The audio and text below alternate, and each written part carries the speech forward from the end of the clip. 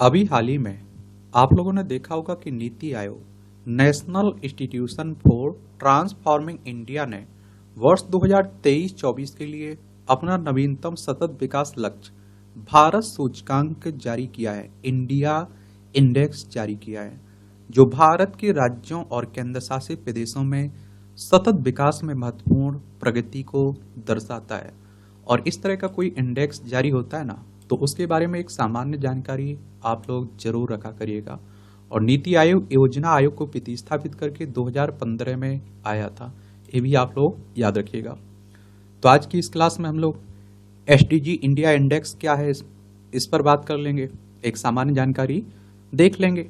और SDG India index 2023-24 की जो मुख्य विशेषताएं हैं, मुख्य पॉइंट हैं, उन पर भी बात कर लेंगे, उन्हें आप लोग नोट कर लीजिएगा। और जो सतत विकास लक्ष्य हैं उन्हें भी हम लोग देख लेंगे, एक सामान्य जानकारी उस पर भी देख लेंगे। और देखिए, एक बात आप लोगों को और यहाँ बता देता हूँ, वो बात ये है कि इस तरह के टॉपिक से आपके प्रीलिम्स में, मुख्य परीक्षा में क्वेश्चंस पूछे जाते हैं। जब आप लोग आंसर राइटिंग कर रहे होते हैं, निबंध लिख रहे होते हैं, तो वहाँ आप लोगों को यहाँ से मदद मिलती है। और वनडे एग्जाम की तैयारी कर रहे हैं तो इस यहाँ से बहुत सारे क्वेश्चंस बनते रहते हैं। तो सबसे पहले बात आती है कि एसडीजी इंडिया इंडेक्स क्या है। SDG India index NITI Aayog द्वारा विकसित एक उपकरण है जो संयुक्त राष्ट्र द्वारा निर्धारित सतत विकास लक्ष्य के प्रति भारत की प्रगति को मापने और ट्रैक करने के लिए है। और संयुक्त राष्ट्र की बात करें तो यूनाइटेड नेशंस की बात हो रही है। इसकी स्थापना 24 अक्टूबर 1945 में हुई थी। न्यूयॉर्क यूएसए में इसका हेडक्वार्टर आपको देखने को मिल जाएगा। सूचकांक सतत विकास लक्ष्यों के स्थानीयकरण का समर्थन करता है तथा राज्यों को इन लक्ष्यों को अपनी विकास योजनाओं में एकीकृत करने के लिए प्रोत्साहित भी करता है। यह नीति आयोग नीति निर्माताओं के लिए अंतराल की पहचान करने तथा वर्ष 2030 तक सतत विकास प्राप्त करने की दिशा में कार्यों को प्राथमिकता देने के लिए एक बेंचमार्क के रूप में कार्य करता है। इसकी अगर कार्यप्रणाली की बात करें तो यह सूचकांक राष्ट्रीय प्राथमिकताओं से जुड़े संकेतकों का उपयोग करके 16 सतत विकास लक्ष्यों एसडीजी के अंतर्गत राज्यों और केंद्र शासित प्रदेशों के प्रदर्शन का आकलन करता है। एसडीजी इंडिया इंडेक्स राष्ट्रीय संकेतक ढांचे से जुड़े 113 संकेतकों का उपयोग करके राष्ट्रीय प्रगति को मापता है। 16 सतत विकास लक्ष्यों के लिए लक्ष्य के अनुसार स्कोर की गणना की जाती है तथा प्रत्येक राज्य क्षेत्र के लिए समग्र अंक निकाले जाते हैं। सूचकांक के समग्र अंक की गणना में लक्ष्य 16 जलीय जीवन को शामिल नहीं किया गया है, क्योंकि यह केवल 9 तटीय राज्यों से संबंधित है। स्कोर की बात करें तो 0 से 100 के बीच होता है तथा उच्च स्कोर सतत विकास लक्ष्य की दिशा में अधिक प्रगति का संकेत देता है। राज्य केंद्र शासित प्रदेशों को उनके एसडीजी इंडिया इंडेक्स के स्कोर के आधार पर निम्नानुसार वर्गीकृत किया जाता है। आकांक्षी 0 से 49, प्रदर्शनकर्ता 50 से 64, अग्रणी 65 से 99 और सफल व्यक्ति 100 पे है। विकास पर प्रभाव तो यह सूचकांक प्रतिस्पर्धी और सहकारी संघवाद को बढ़ावा देता है और राज्यों व केंद्र शासित प्रदेशों को एक दूसरे से सीखने एवं परिणाम आधारित अंतराल को कम करने के लिए प्रोत्साहित करता है। यह प्रगति का व्यापक विश्लेषण प्रदान करता है और उपलब्धियों और सुधार की आवश्यकता वाले क्षेत्रों पर प्रकाश भी डालता है। भारत ने सतत विकास लक्ष्यों को अपनी राष्ट्रीय विकास रणनीतियों में पूरी तरह से एकीकृत किया है और संस्थागत स्वामित्व, सहयोगात्मक प्रतिस्पर्धा, क्षमता निर्माण तथा समग्र समाज दृष्टिकोण पर आधारित अपने सतत विकास लक्ष्यों के स्थानीयकरण मॉडल पर गर्व करता है। यह सूचकांक विकसित भारत @ 2047 की दिशा में प्रगति को मापने के लिए एक बैरोमीटर के रूप में कार्य करता है। राष्ट्रीय तथा उपराष्ट्रीय विकास रणनीतियों को सूचित भी करता है। और एसडीजी इंडिया इंडेक्स 2023-24 की मुख्य विशेषताएं क्या हैं, तो इन्हें भी देख लेते हैं। समग्र प्रकृति, भारत का समग्र एसडीजी स्कोर वर्ष 2023-24 में 71 हो गया है। कितना? 71 हो गया, जो वर्ष 2020-21 में 66 और 2018 में 57 था। और सभी राज्यों ने समग्र स्कोर में सुधार दिखाया है, कुछ तो सुधार हुआ है। प्रगति मुख्य रूप से आप देखेंगे कि गरीबी उन्मूलन, आर्थिक विकास और जलवायु कार्रवाई में लक्ष्य सरकारी हस्तक्षेपों से प्रेरित है। और शीर्ष प्रदर्शक तो केरल और उत्तराखंड सर्वश्रेष्ठ प्रदर्शन करने वाले राज्य रहे, जिनमें से प्रत्येक को 79 अंक मिले हैं, केरल और उत्तराखंड। देखिए, हमारा प्यारा भारत है, यहाँ आप लोगों को केरल देखने को मिल जाएगा। तिरुवनंतपुरम इसकी राजधानी है। इसकी सीमा कर्नाटक, तमिलनाडु से लगती है। और यहाँ उत्तराखंड, देहरादून इसकी राजधानी है। इसकी सीमा आप देखिए हिमालय किससे, हिमाचल प्रदेश, उत्तर प्रदेश से लगती है। अंतर्राष्ट्रीय सीमा चाइना, नेपाल से लगती है। तो केरल और उत्तराखंड टॉप पर हैं। खराब प्रदर्शक में आप देखिए बिहार 57 अंक के साथ पीछे रहा, जबकि झारखंड 62 अंक के साथ दूसरे स्थान पर है। ये बिहार है, पटना इसकी राजधानी है। इसकी सीमा आप देखेंगे कि उत्तर प्रदेश, उसके बाद आप देखेंगे झारखंड और पश्चिम बंगाल से लगती है। और आप देखिए अंतर्राष्ट्रीय सीमा नेपाल से लगती है। राज्यों में झारखंड हो गया, झारखंड की राजधानी इसकी सांची है, रांची है, माफ करिए, झारखंड की राजधानी रांची है। ये बिहार से अलग करके बनाया गया था। इसकी सीमा बिहार, उत्तर प्रदेश, छत्तीसगढ़, उड़ीसा, पश्चिम बंगाल से लगती है। ये फैक्ट ही क्वेश्चंस में पूछ लेता है कई बार। तो आप देखिए झारखंड, बिहार सबसे नीचे है, फिर झारखंड आता है दूसरे स्थान पर। अग्नि राज्यों में आप देखिए 32 राज्यों केंद्र शासित प्रदेशों की यूटी अग्नि श्रेणी में है, जिनमें अरुणाचल प्रदेश, असम, छत्तीसगढ़, उत्तर प्रदेश सहित 10 नए प्रवेशक शामिल हैं इसमें। ये भी आप लोगों को याद रखना है। सतत विकास लक्ष्य की प्रगति में सरकारी हस्तक्षेप का योगदान। अब सरकार की तरफ से जो प्रयास किए गए ये भी आप लोग उल्लेख कर दिया करिएगा। प्रधानमंत्री आवास योजना, 4 करोड़ से अधिक मकान बनाए गए। स्वच्छ भारत मिशन, 11 करोड़ शौचालय और 2.23 लाख सामुदायिक स्वच्छता परिसर का निर्माण किया गया। उज्ज्वला योजना, 10 करोड़ एलपीजी कनेक्शन उपलब्ध कराए गए। जल जीवन मिशन, 14.9 करोड़ से अधिक घरों में नल जल कलेक्शन। आयुष्मान भारत PMJAY, 30 करोड़ से अधिक लाभार्थी और 1,50,000 आयुष्मान आरोग्य मंदिरों तक पहुंच, जो प्राथमिक चिकित्सा देखभाल और सस्ती जेनेरिक दवाएं प्रदान करते हैं। प्रधानमंत्री मुद्रा योजना, 43 करोड़ स्वीकृत किए गए ऋण। और सौभाग्य योजना, 100% घरेलू विद्युतीकरण। नवीनीकरण ऊर्जा, एक दशक में सौर ऊर्जा क्षमता 2.82 गीगावाट से बढ़कर आप देखते हैं कि 73.32 गीगावाट हो गई। राष्ट्रीय खाद्य सुरक्षा कानून, 80 करोड़ से अधिक लोगों को कवरेज। प्रत्यक्ष लाभ हस्तांतरण DBT, प्रधानमंत्री जनधन योजना खातों के माध्यम से 34 लाख करोड़ रुपए अर्जित किए गए। स्किल इंडिया मिशन, 1.4 करोड़ से अधिक युवाओं को प्रशिक्षित और कौशल उन्नत किया जा रहा है और 54 लाख युवाओं को पुनः कौशल प्रदान किया जा रहा है। और इसमें विशिष्ट सतत विकास लक्ष्य देख लीजिए, या आप देखिए सतत विकास लक्ष्य हो गए, इनकी मुख्य विशेषताएं हो गई। तो लक्ष्य 1 को देखेंगे तो गरीबी उन्मूलन की बात की गई। वर्ष 2020-21 में 60 की तुलना में वर्ष 2023-24 में 72 का स्कोर रहा और साथ ही 2023-24 में मनरेगा के अंतर्गत काम का अनुरोध करने वाले 99.7% व्यक्तियों को रोजगार प्रदान किया गया। लक्ष्य दूसरा है जो शून्य भूखमरी। तो आकांक्षी से प्रदर्शनकर्ता श्रेणी के समग्र स्कोर में राष्ट्रीय खाद्य सुरक्षा अधिनियम 2013 के अंतर्गत 99.01% लाभार्थी शामिल हुए। लक्ष्य 3 में आप देखिए उत्तम स्वास्थ्य एवं खुशहाली।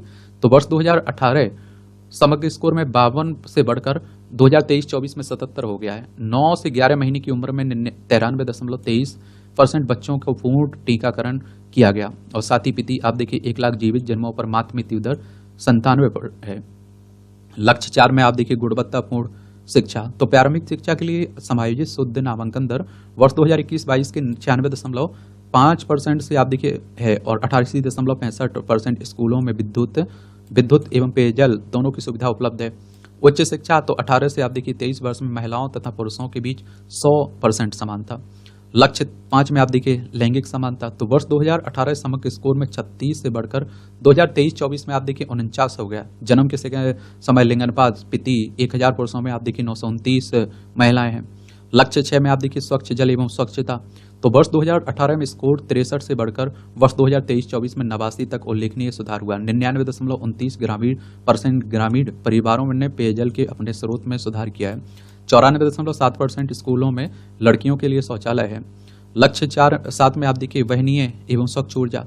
तो सभी SDG का उच्चतम स्कोर वर्ष 2018 में 51% से बढ़कर 2023-24 में 96% तक महत्वपूर्ण सुधार प्राप्त किया है। सौभाग्य योजना के अंतर्गत आप देखिए 100% घरों का विद्युतीकरण हुआ है। खाना पकाने के स्वच्छ ईंधन LPG और PNG कनेक्शन वाले घरों में महत्वपूर्ण सुधार 92.02% वर्ष 2020 से 96.35% 2024 में हो गया। लक्ष्य 8 में देखेंगे उत्कृष्ट कार्य और आर्थिक विकास। तो वर्ष 2022-23 में स्थिर मूल्यों पर भारत की प्रति व्यक्ति GDP में 5.88% की वार्षिक वृद्धि दर रही है। बेरोजगारी दर 2018-19 में 6.2% से घटकर 2023-24 में 3.40% हो गई। लक्ष्य इसमें 9, इसमें उद्योग, नवाचार, बुनियादी सुविधाएं। तो वर्ष 2018 में स्कोर 41 से बढ़कर वर्ष 2023-24 में 61 हो गया। पीएम ग्राम सड़क योजना के तहत लक्षित 99.70% बस्तियां 12 मासी सड़कों से जुड़ गई। लक्ष्य 10 में आप देखिए असमानताओं में कमी। तो वर्ष 2020-21 में अंक 67 से बढ़कर आप देखिए 2023-24 में 65 हो गया। पंचायती राज संस्थाओं की 40.61% सीटें महिलाओं के पास हैं। राज्य विधानसभाओं में अनुसूचित जाति और अनुसूचित जनजाति का प्रतिनिधित्व 28.57% है। लक्ष्य 11 में संवहनीय शहर और समुदाय। तो वर्ष 2018 में स्कोर 39 से बढ़कर 2023-24 में 83 तक उल्लेखनीय सुधार हुआ है। और संसाधित नगरपालिका ठोस अपशिष्ट का प्रतिशत वर्ष 2020 में 68% से बढ़कर 2000 ये आप देखेंगे 20-21 में ये आप देखेंगे कि 78.46 हो गया है। और 97% वार्डों में 100% घर घर से कचरा संग्रहण हो रहा है। लक्ष्य 12 में देखिए संवहनीय उपभोग और उत्पादन। वर्ष 2022 में उत्पन्न होने वाले 91.5% बायोमेडिकल अपशिष्ट का उपचार किया जाता है।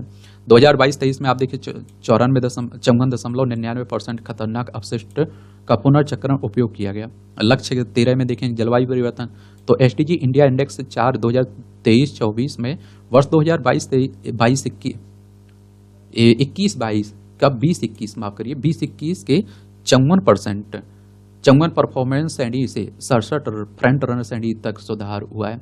आपदा जोखिम सूचकांक के अनुसार आपदा तैयारी स्कोर 19.20 हो गया। नवीकरणीय ऊर्जा से विद्युत उत्पादन में सुधार वर्ष 2020 में 36.37% से बढ़कर 2024 में 43.28% हो गया। 94.86% उद्योग पर्यावरण मानकों का अनुपालन करते हैं। 14 में देखें तो जलीय जीवन। तो लक्ष्य 14 को सूचकांक के लिए समग्र स्कोर की गणना में शामिल नहीं किया गया क्योंकि यह पूरी तरह से 9 तटीय राज्यों से संबंधित है।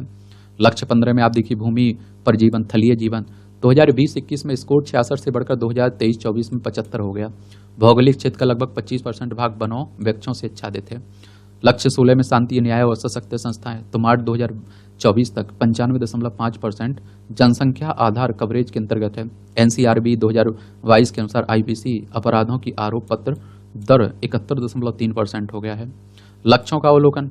तो आप देखिए निर्धनता उन्मूलन, सब कार्य और आर्थिक विकास और भूमि पर लक्ष्यों में वर्ष 2020-21 के अंकों की अपेक्षा राज्यों के अंकों में सर्वाधिक वृद्धि हुई, जबकि लैंगिक समता और शांति, न्याय एवं सुदृढ़ संस्थान में वृद्धि सबसे कम रही।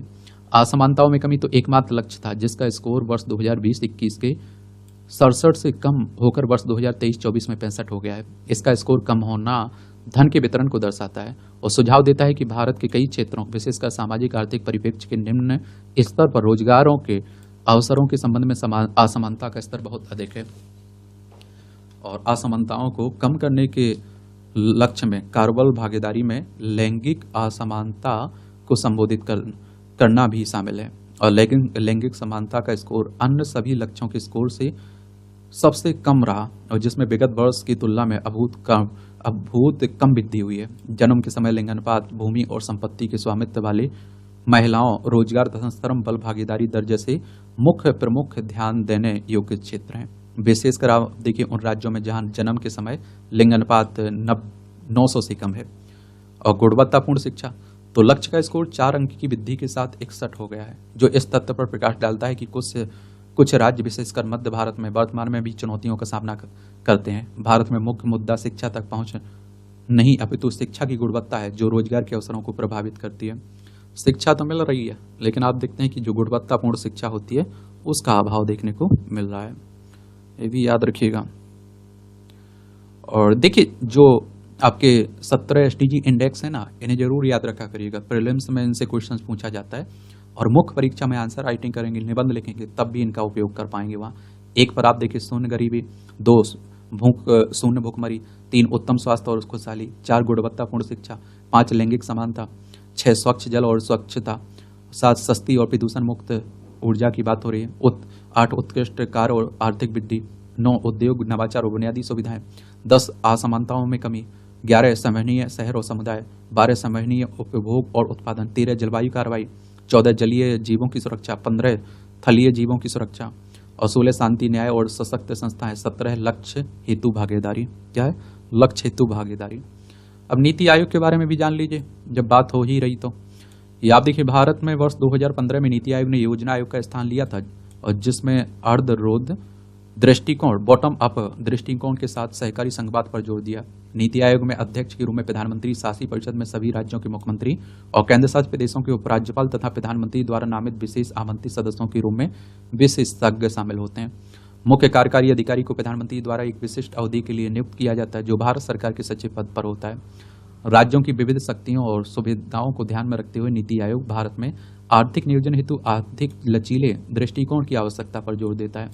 वैश्विक अर्थव्यवस्था में भारत को अग्रणी बनाने के लिए यह परिवर्तन आवश्यक है। इसका मुख्य उद्देश्य राज्यों के साथ सहकारी संघवाद को बढ़ावा देना, ग्राम स्तर पर योजनाएं विकसित करना, आर्थिक रणनीति में राष्ट्रीय सुरक्षा को शामिल करना, समाज के हाशियाई वर्गों पर आप देखिए ध्यान केंद्रित करना, हितधारकों और प्रभुत्व मंडलों के साथ साझेदारी को प्रोत्साहित करना, ज्ञान तथा नवाचार के लिए एक समर्थन प्रणाली विकसित करना, अंतर क्षेत्रीय मुद्दों का समाधान करना, सुशासन व सतत विकास प्रथाओं के लिए एक ज्ञान साधन केंद्र बनाए रखना।